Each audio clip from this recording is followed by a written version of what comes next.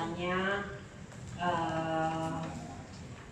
diadakan setiap hari Rabu, tapi hari ini khusus hari Selasa karena kebetulan hari Rabu beberapa dari teman kita mengikuti sekolah puasa di paroki.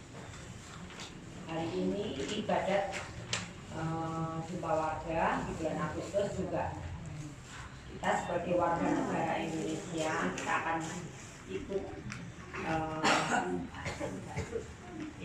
merayakan kemerdekaan Republik Indonesia. Jadi hari ini acara akan dikemas secara khusus, kecuali ibadat singkat kita juga akan mengadakan game-game sedikit. Untuk itu mohon dari Bapak Ibu yang terkasih, mari kita ikuti ibadat ini dan juga monggo jangan pulang dulu, kita akan mengakrabkan, kita akan bergame bersama untuk merayakan kemerdekaan negara Republik Indonesia yang tercinta ini. Ibadat malam hari ini akan dipimpin oleh Bapak Agus, dan untuk selanjutnya acara akan dipandu oleh Ibu Santi. Monggo silakan Pak Agus.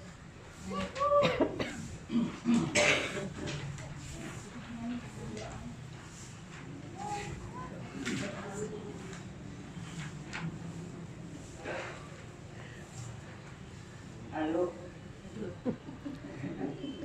Baiklah.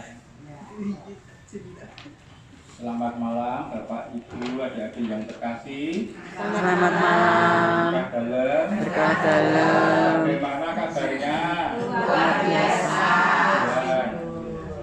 Saya mendapatkan kepercayaan dari Ibu Ketua Lingkungan Ibu Yani untuk memimpin ibadat lingkungan pada malam hari ini, dan hari ini adalah hari menjelang hari kemerdekaan RI ya, 17 Agustus. Mungkin karena itu Ibu Yani menyuruh saya, karena namanya Agus kebetulan sama, jadi saya disuruh memandu acara pada malam hari ini.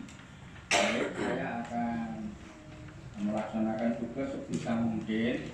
Kita sifatnya bukan untuk menyampaikan pegangan atau apa, tetapi kita belajar bersama.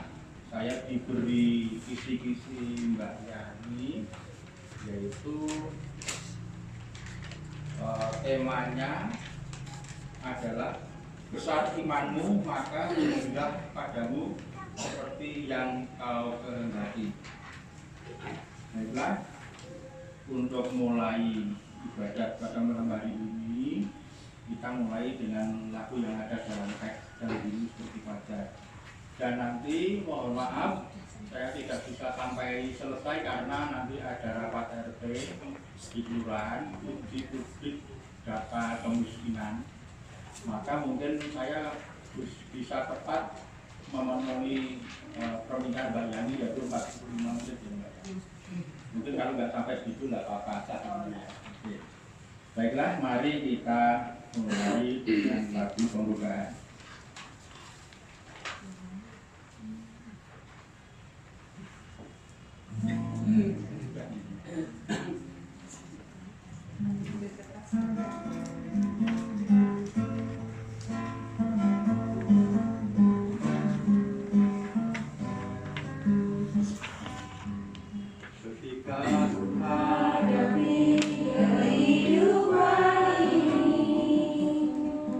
Jangan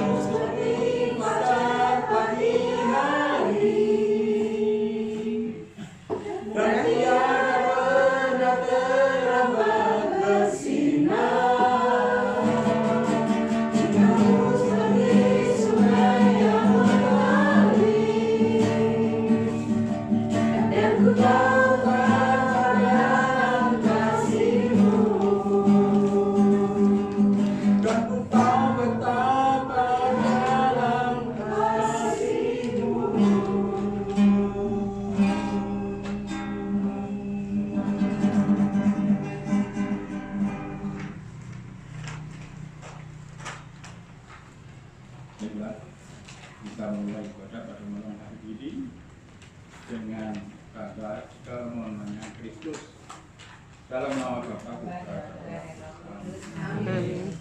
Bapak yang Maha Agung, terima kasih Engkau telah membimbing umatmu untuk bersama-sama berkumpul di Pontifikat Maria ini untuk saling berbagi berkat dalam ibadah keluarga yang kebetulan malam hari ini juga memperingati hari ulang tahun kemerdekaan RI. Bimbinglah kami dari awal hingga akhir, sehingga apa yang kami bicarakan dan apa yang kami katakan dapat meresap dalam hati dan pada gilirannya dapat kami laksanakan dalam kehidupan sehari-hari dengan mencontoh dari bacaan-bacaan Injil maupun pengalaman-pengalaman tokoh-tokoh Injil yang telah kami diskusikan. Kemuliaan kepada Bapa, Putra, dan Roh Kudus. Seperti pada permulaan, sekarang, selalu, dan sepanjang segala abad. Amin. Dalam nama Bapa, Putra, dan Roh Kudus. Amin. Besar imanmu, maka jadilah padamu seperti yang kau kehendaki. Ini adalah perkataan Yesus sendiri tentang iman kepada seseorang, dan dalam pembacaan Injil kita sering mendengar tentang iman, yaitu imanmu adalah menyelamatkanmu. Tidak benar, imanmu telah menyelamatkan engkau, itu kamu benar. Dan pada malam hari ini kita akan coba bahas ayat-ayat mana yang mengatakan tentang itu dan penguatan-penguatan apa yang kita dapatkan dari bacaan-bacaan itu. Jadi kita mulai dengan iman ya, karena tema pada malam hari ini adalah iman. Mungkin secara umum Bapak Ibu berso ya, apa itu iman?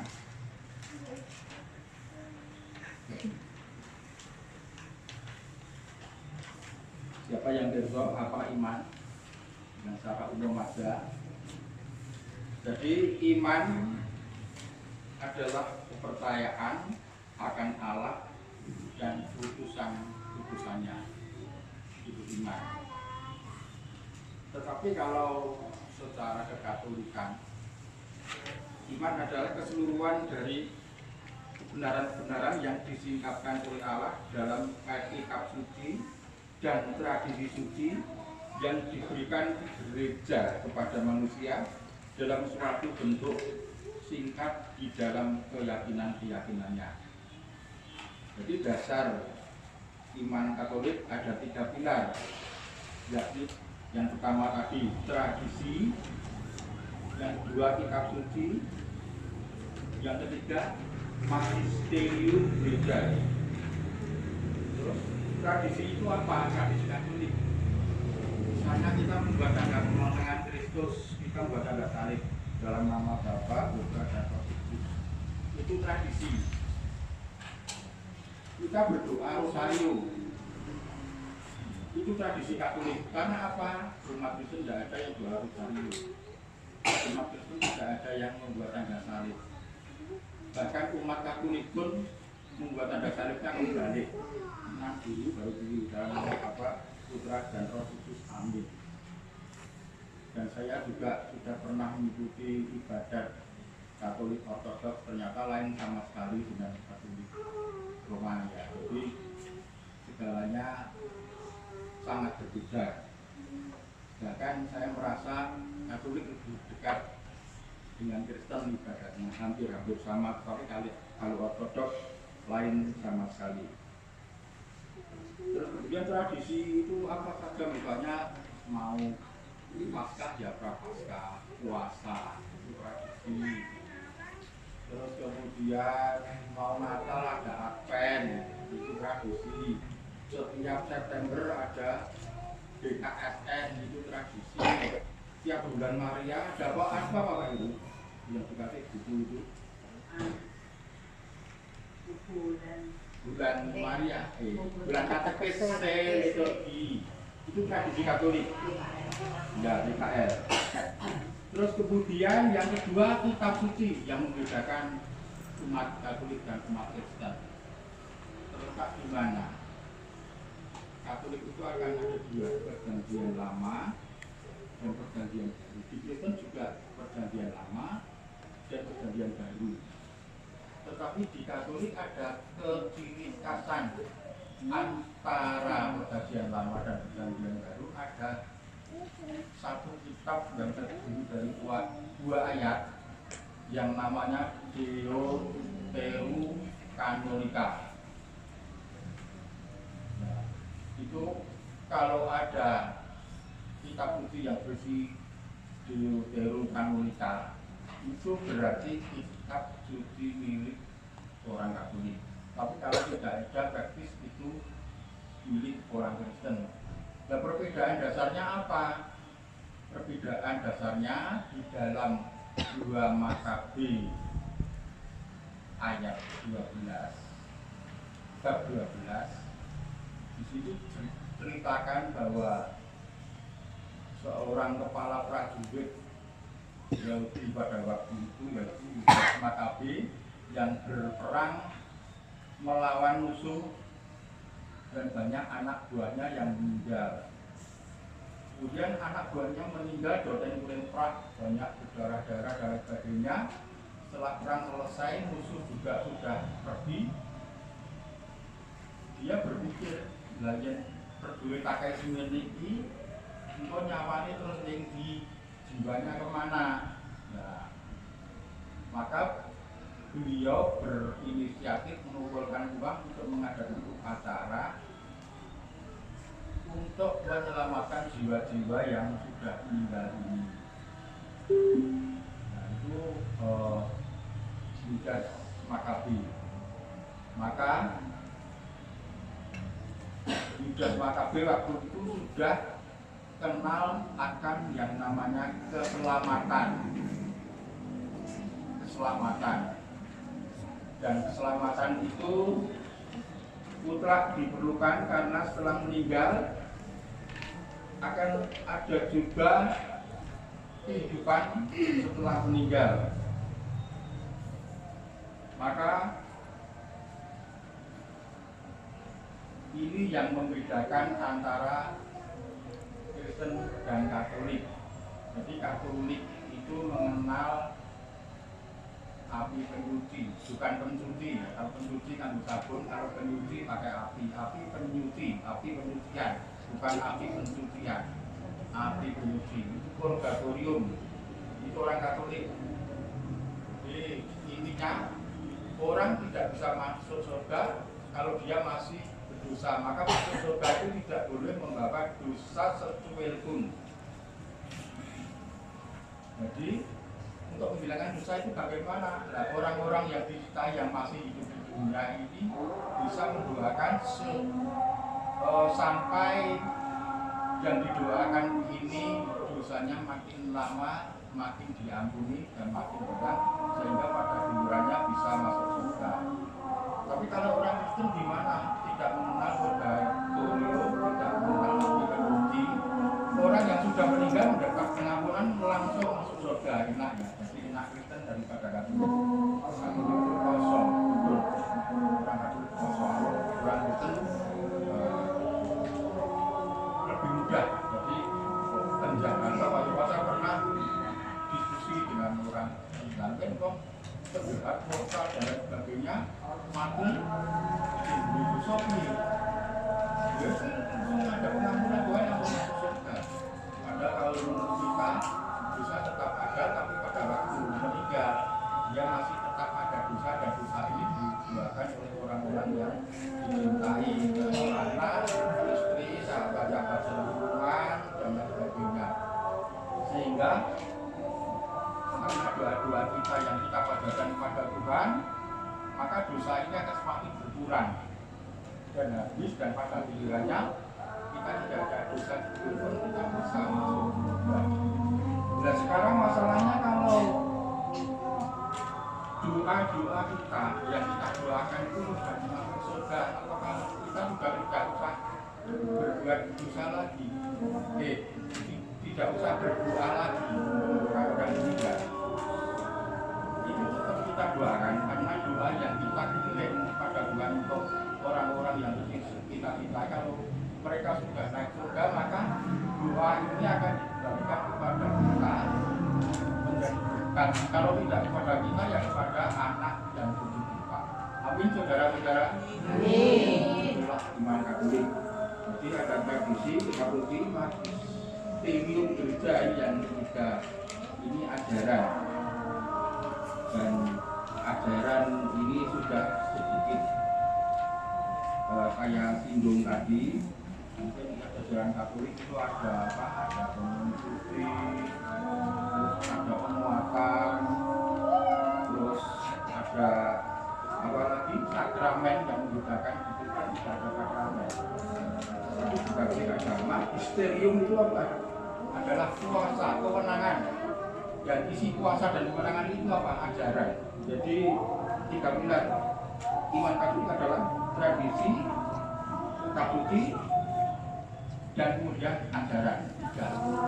Dan semuanya sudah saya singgung sedikit tadi, sudah lain dengan agama dan agama Ortodoks pun sudah lain. Memang betul di dalam Kristen Ortodoks itu juga ada magisterium, ada uji, tapi ajarannya lain.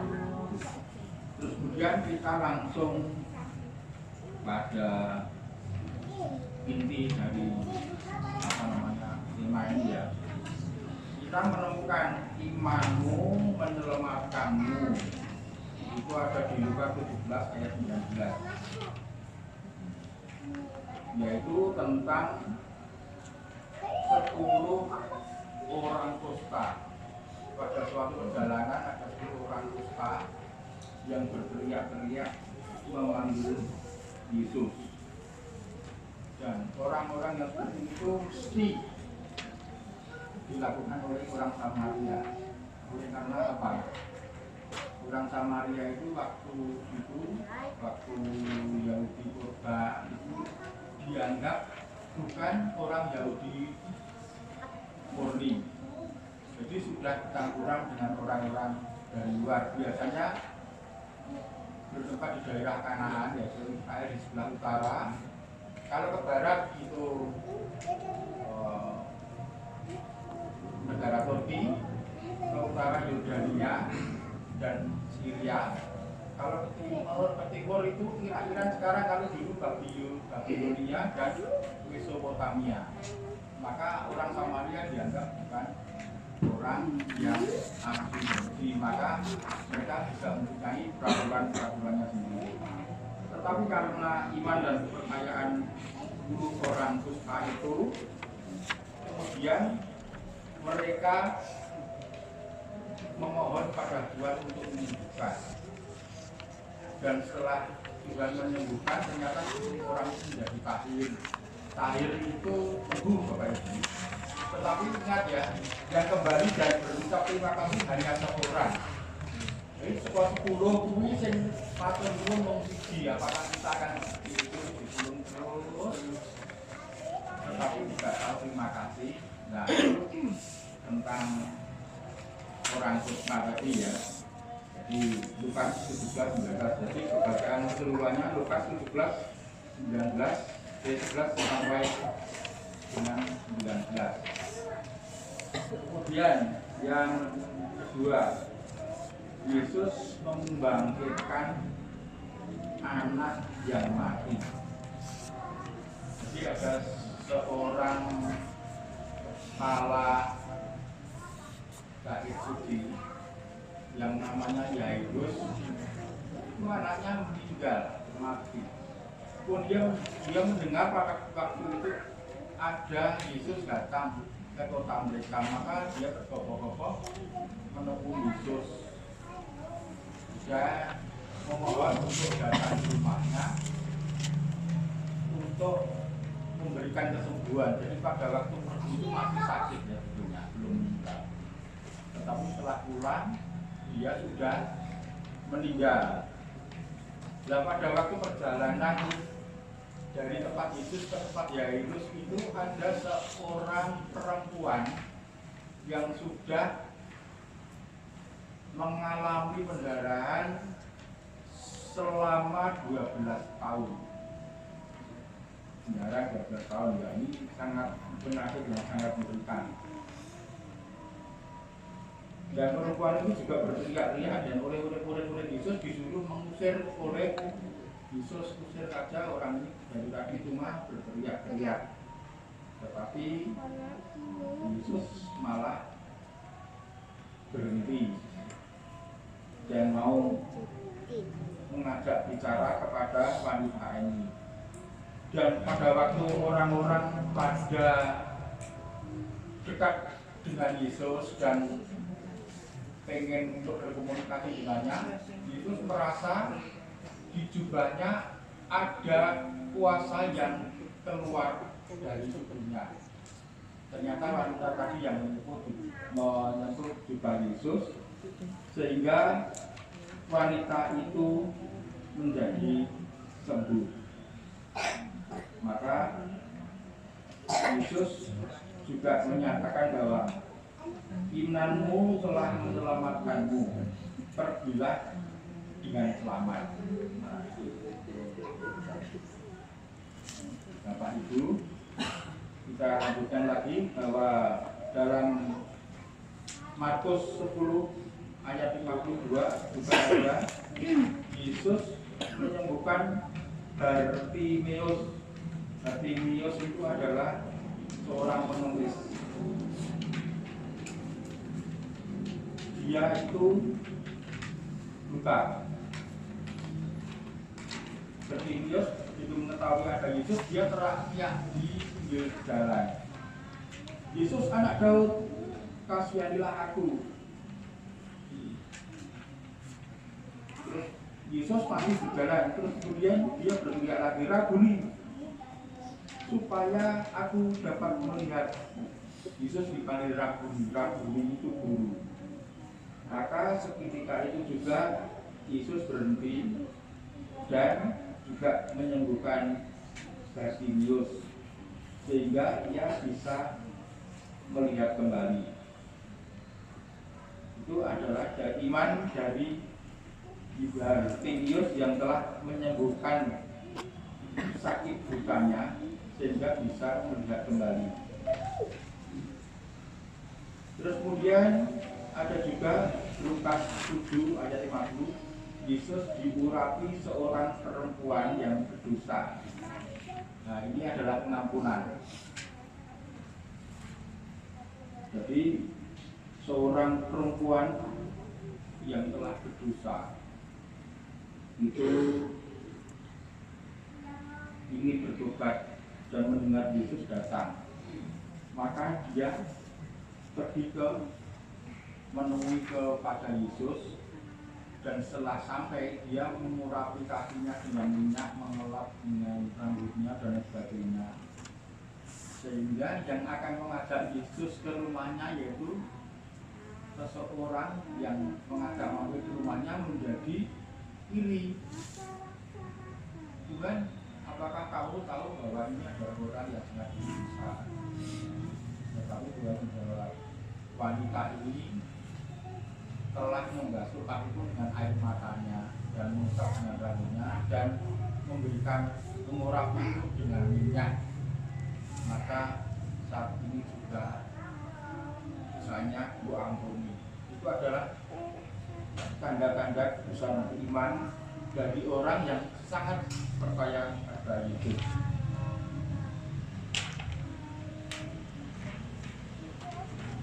Jadi kekuatan iman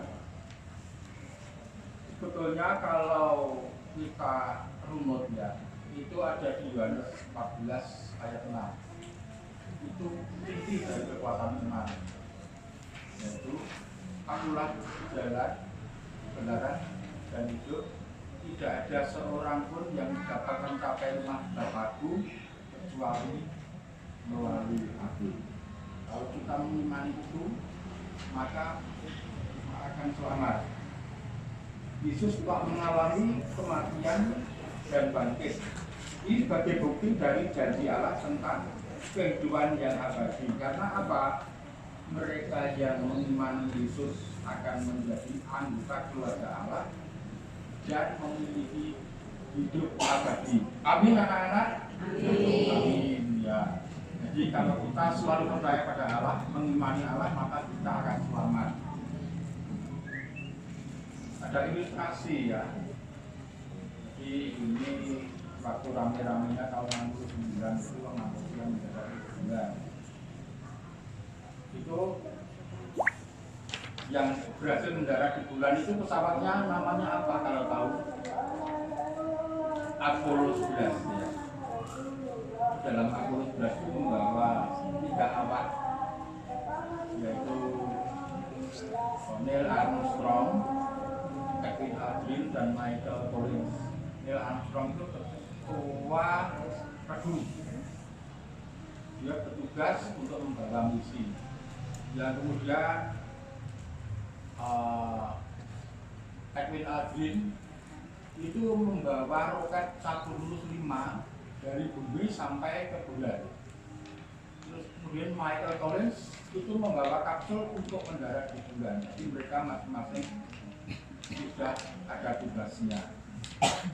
Dan pada waktu Apollo berhasil didaratkan oleh Michael Collins ke bulan, maka ketua rombongan ini, ketua kru ini, Neil Armstrong, langsung turun dan meloncat ke bulan. Dan di situ kelihatan telapak kakinya dan dia tidak bisa melangkah karena sangat ringan ya. Jadi dia meloncat kayak kata. Setelah melihat telapak kakinya, dia mengucapkan, ini adalah suatu langkah kecil dari kehidupan manusia, tetapi merupakan langkah besar sebagai peradaban manusia. Disinilah saya menemukan besaran Allah. Jadi beliau merasa kecil berada di bulan karena alam semesta itu sangat luas.